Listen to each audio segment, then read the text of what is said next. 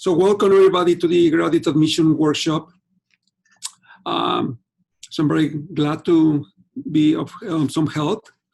I will introduce myself first. Jorge Cruz Reyes. Let me see. Okay.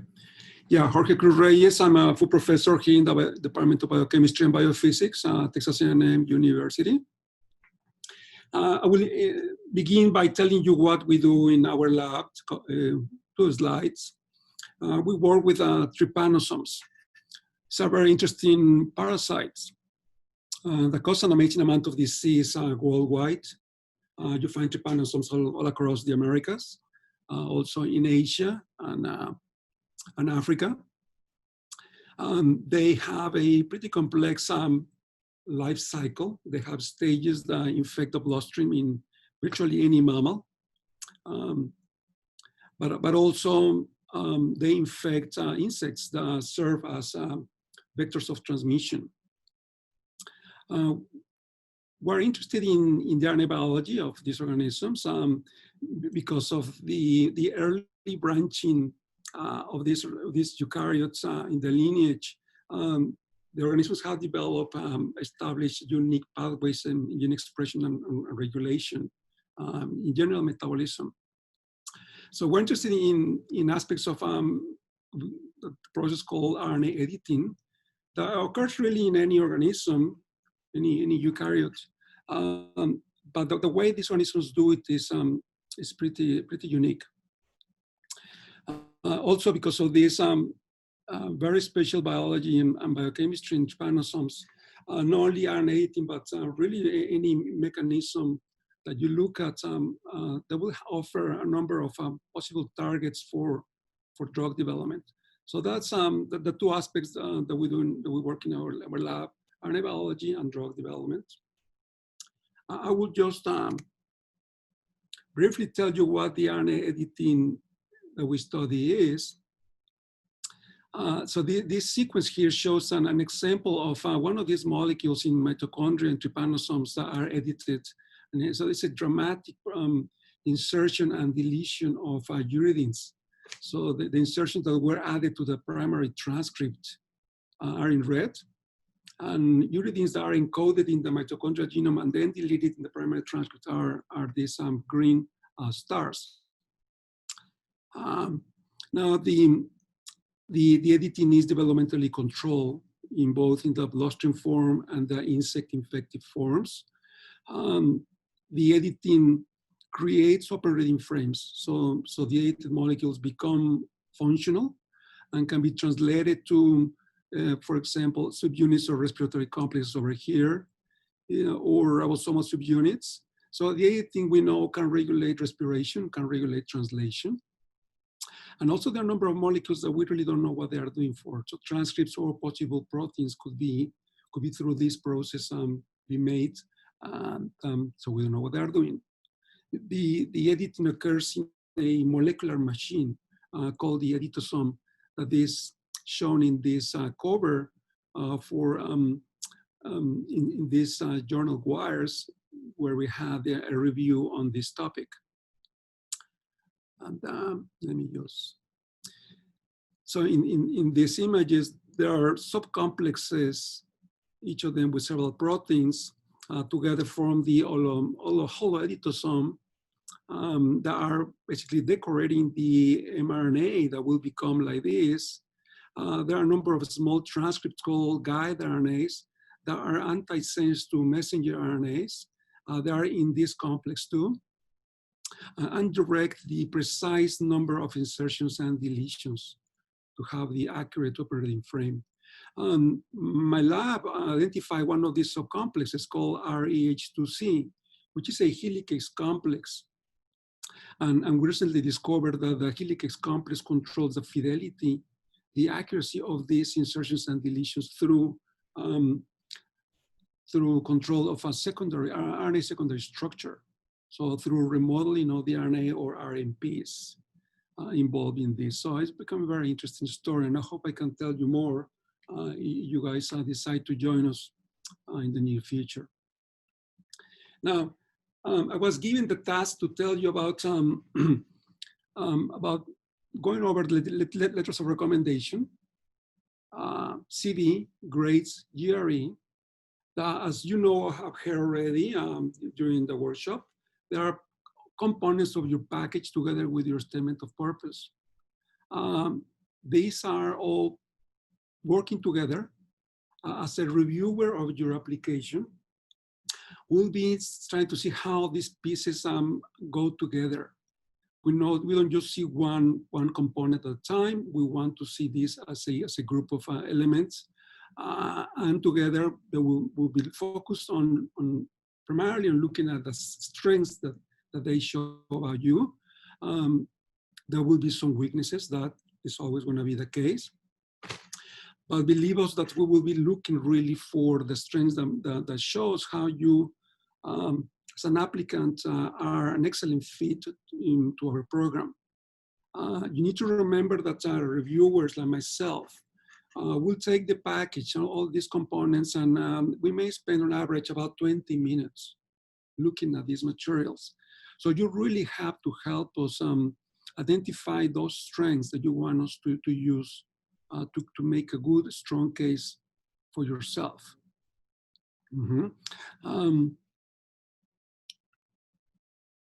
So let's go and check this. So who should write your letters of support or letters of recommendation? You need to be very careful about this. As I just point right here, let me put my laser.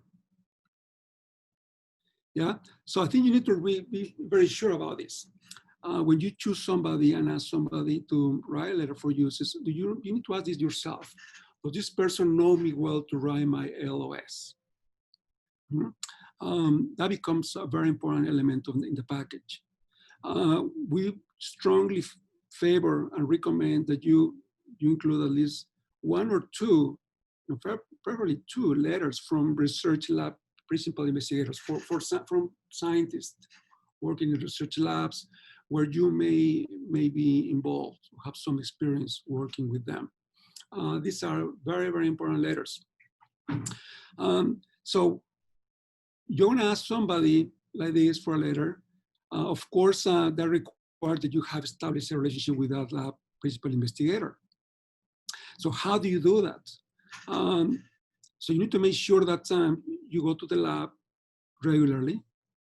I would suggest try to attend group meetings. So make clear that you are there, that the PI remembers you. Sometimes these labs are large. PIs are very busy with their graduate students already, or postdoctoral fellows. So it's a little hard, right, to make you visible there. But you need to make an extra effort. So I said, first of all, just make sure you go regularly so they get used to see you there constantly. Working with lab members, whether you are assigned to work with a graduate student or postdoctoral fellow, or sometimes even directly with a PI. So you need to really develop this trust and become dependable. They need to believe that you will be there and they can give you an assignment or some job and that you will be there and do it. So that's part of what then in a letter you will see often, says simply as works well with others.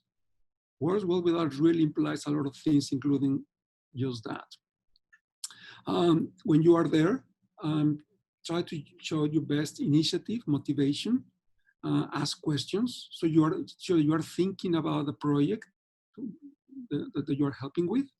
Now, not all questions will be super smart, but you can really make an effort to understand the best you can those assays that you are using in the lab, PCR, gene cloning, making crystals, things like that. That you understand the projects and the goals. Okay, so that is how a PI may remember you through, often if not directly, through his or her lab members. Now, some of you will have also letters coming from a lecturer or professor in the classroom or a teaching lab. right? So this is also a little hard sometimes to develop those relationships because classes are large. There could be many students in one class. So how do you really develop this relationship? So I would suggest make sure you use office hours to have these one-on-one encounters with the professor, with the lecturers.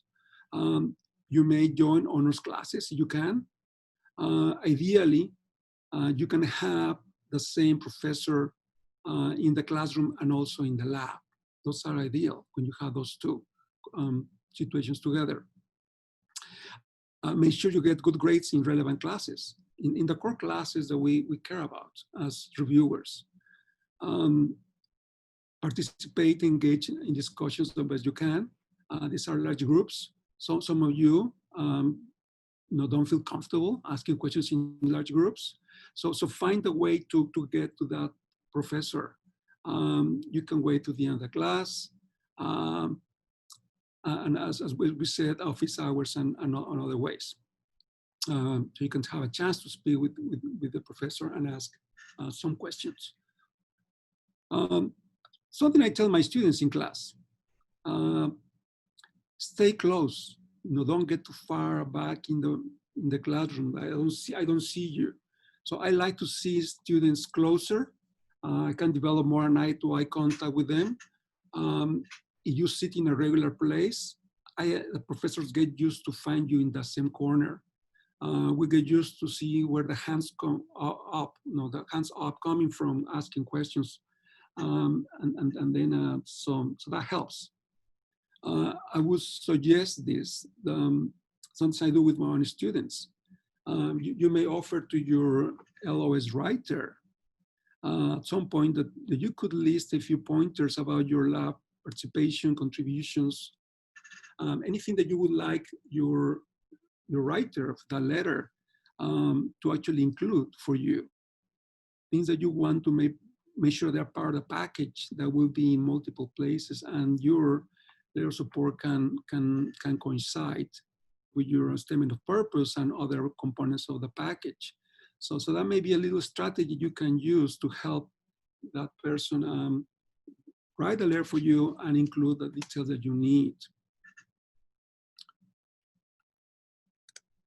All right, so I'll give you some examples.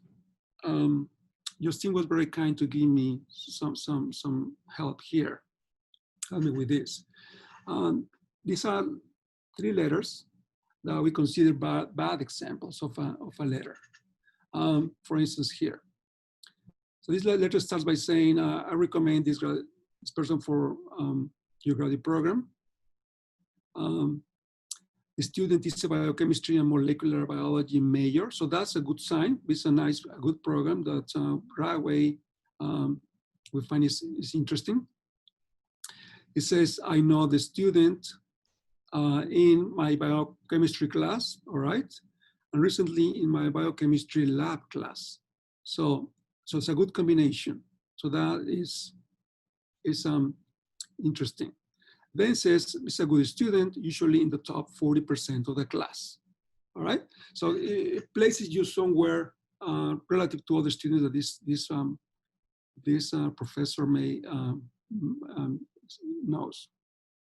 Now at this point, it's really not too bad, but we're asking for details.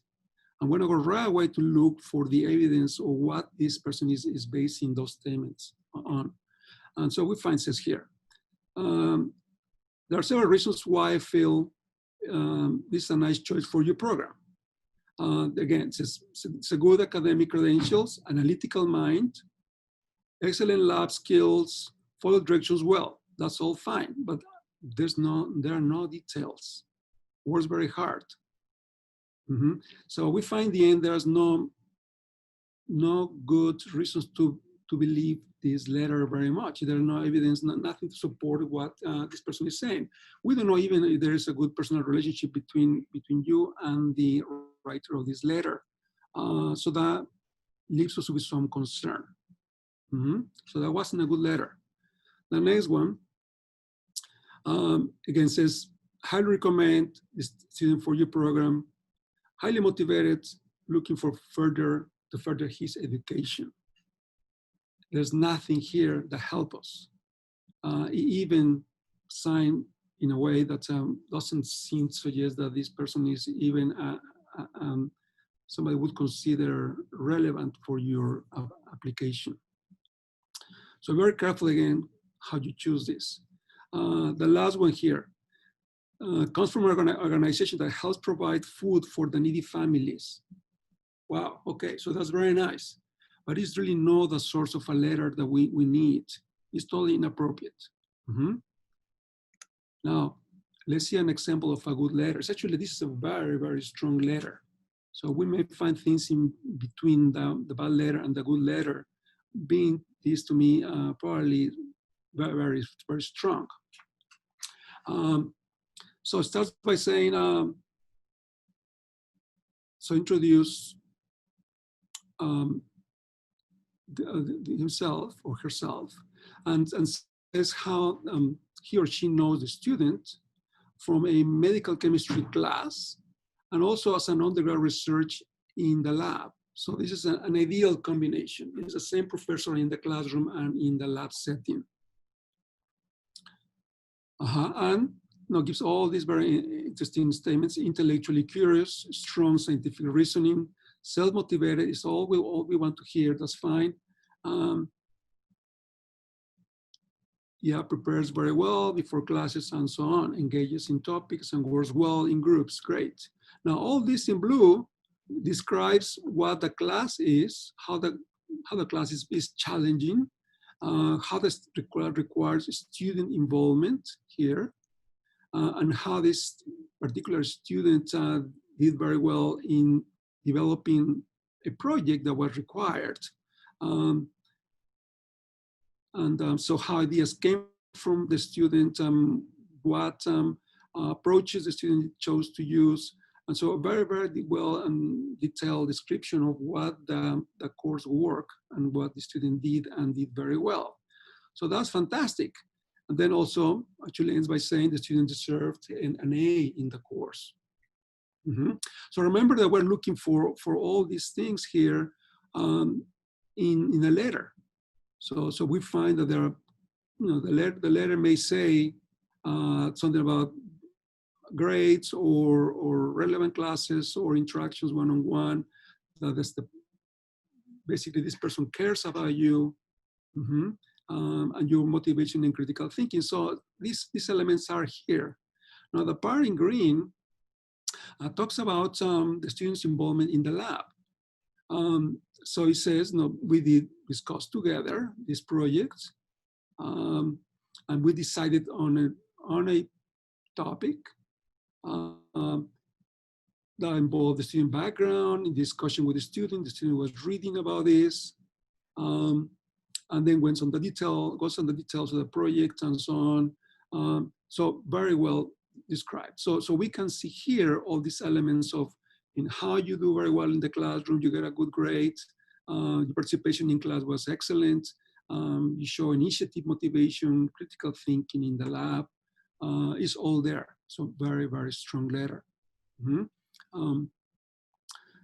So let's move on here. I will move on now to tell you a little about a CV. So remember, I put it here in yellow, we have seen many applicant profiles. So you need to make sure that your CV stands out. It needs to include your academic accomplishments, your educational and research background. Make sure we can find anything about your skills and experience qualifications that make you a good fit, a great fit for our program. So some things to remember. And all this you can find, of course, online is where I actually found some of these things myself. So focus on your academic and research background. Right? Try to make it simpler but complete, because remember we have 20 minutes to go over all these materials. So give us the materials easy to find to make a great case for you. So make sure it tells about your experience and achievements relevant to the studies of interest. And also shows that your work ethic and tenacity. So tailor your CV to the specific program. So make sure that the skills related to the area are there. So you're applying for a PhD program in biochemistry. So give us details about the research or teaching lab or what you care about in biochemistry, biophysics, chemistry, related topics. Use powerful language and include details. So be specific. Instead of writing, for instance, says here that you spent a lot of time in the lab. It's better you tell us a little more details of how you, regularly work with the PI in the lab or the lab or members in the lab, and better tell us, I prepare, analyze 40 RNA samples or 10 samples of this or that, and work with tissue implants or help produce some crystals and give us some details. How long did you work in the lab? Was one or more semesters? Okay, so that becomes way more powerful. Give a structure to your CV. Let us run through the CV and actually tell us if there is a story, how you develop your interest, how you develop your skills, and how you improved over time. That is phrased in this question right here. Anything else that's relevant, volunteer work, internships, particularly if they are in research, are important.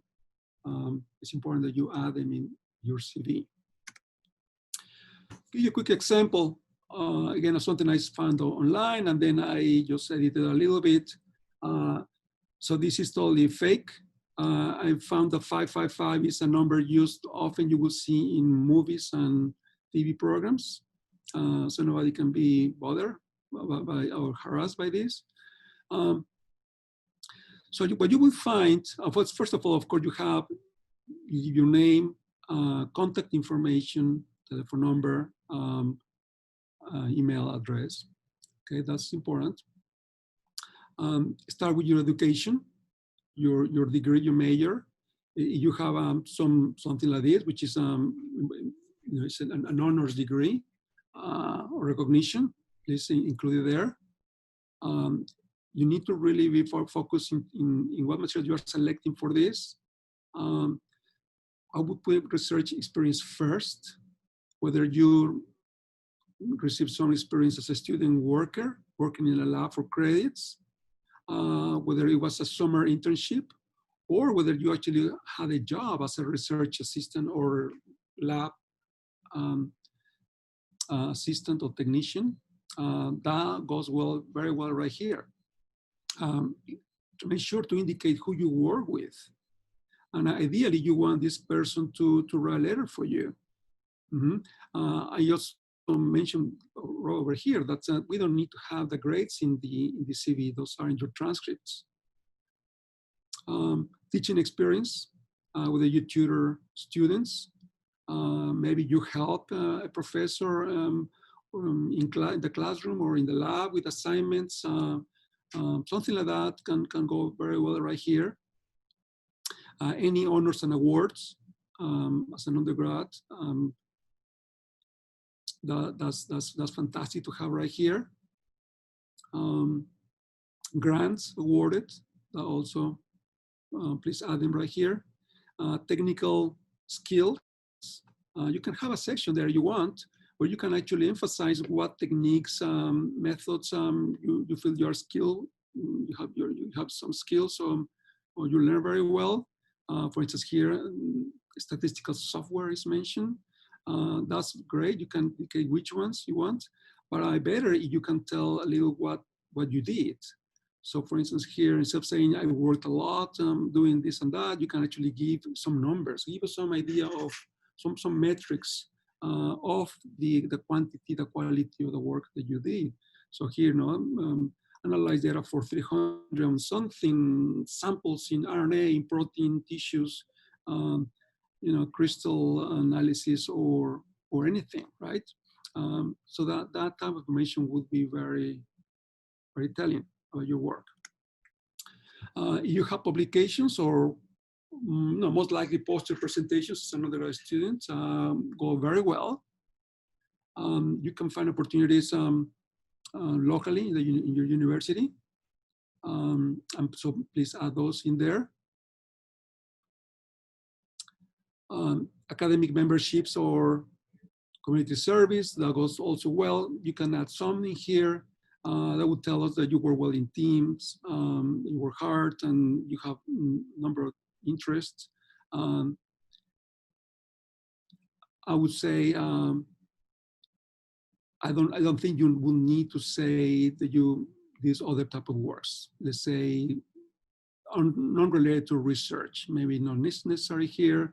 If there's a reason why you will need to say that you work in grocery store or McDonald's or something like that, and it's part of something you need to state or explain in your statement of purpose for a reason that is personal or whatever. Maybe you want to put in there. Otherwise, I would say don't do add anything that is not relevant to your academic or research development. And I would finally say that your references here, we need 3 of them. And ideally, you need to have all 3 letters in. Make sure they are, say, good choices, people who know you well. So don't put a letter from somebody you work with in a grocery store or anything like that. We only need references that are relevant to your application. So grades. That's very short. We just say that the GPA is only one component. Again, remind you the applications, your package is reviewed holistically. So all parts are important. We look for the balance. We look for the strengths, extract the strengths, and there will be weaknesses. But we want to really emphasize your strengths. What makes you a good candidate for our program? If you have a strong GPA, then we are not concerned from the beginning. Let's say 3.5 and up. We may not really spend much time looking at your grades. If the GPA is still on the lower side, let's say around 3.2, that forces us to really check, at the very least, your core classes here in biochemistry, molecular genetics, organic chemistry, physics, calculus, things like that, to make sure those grades are good, good grades. And if any of them is not, then make sure that any of these core classes doesn't have a good grade for a reason. Then make sure that you justify this in your statement of purpose. Maybe you were working at some point and working the lab, working outside the university to help pay your tuition. You have a family issue. There may be many reasons why that one semester was not great for you, but then we can see how you recovered and improved and fixed this. So I want to see that in your package, and so we can talk for you and cover that. So we're just check anyway, because for all the programs you're applying for, because some schools, some programs may have a GPA cutoff. So be careful about that. GRE, I would say that we do not require GRE, so they varies all over the country. But if you submit GRE scores, we will review them. So better don't put them in your package unless they are in the top 25 percentile. So no worries, you don't want to put it, your GRE scores. But again, just check different requirements for different programs. And Justin actually sent me this with some good sources. You want to check them. That may be helpful to prepare for the GRE and all the resources right here. I believe that is all I have to say. Yes. All right, Jorge, do you have time to take one quick question? Yes, go ahead, please. Awesome. So we just had a good question about master's program grades compared to undergrad program grades. Do you have any strong feelings on how those are evaluated when we're looking at applications for a PhD program? Well, initially it helps. Actually, it helps to see continuity in your interest for academic interest. Maybe the path that you're following, how you're interested in developing, just knowing that you have a master's degree.